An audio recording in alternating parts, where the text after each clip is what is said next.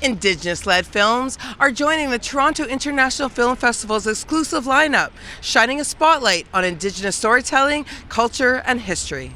All the films that are Indigenous, whether they're supported by the Indigenous Screen Office or not, they all got in through the same way that any film submits to this extremely competitive festival, and that is on their just creative acumen.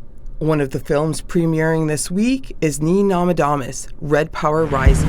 My dad, Louis Cameron, was one of the most wanted men in Canada.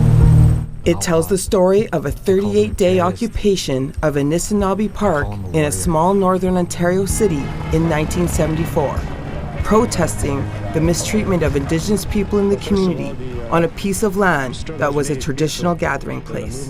Well, the city of Kenora basically took the area over and made it a park, and so youth led by Louis Cameron decided to occupy it.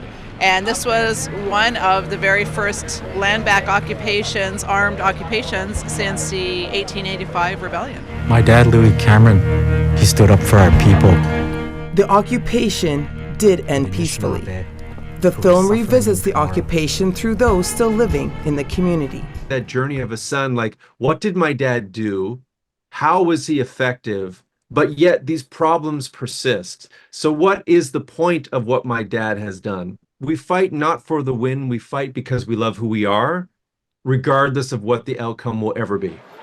But not all Indigenous stories are ones of struggle.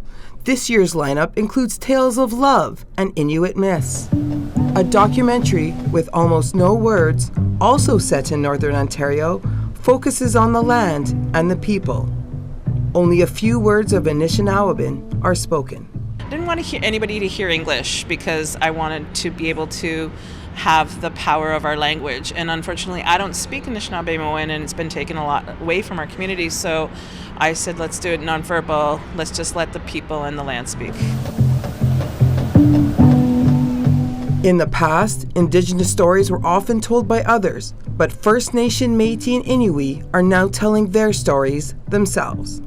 It gives non-Indigenous people an opportunity to see an Indigenous perspective, connect with Indigenous people from a human perspective and not an issues-driven perspective. For a long time, the history books left out any mention of us. We didn't hear about our heroes. Visit TIFF.net for screen times and tickets. In Toronto, Beverly Andrews, City News.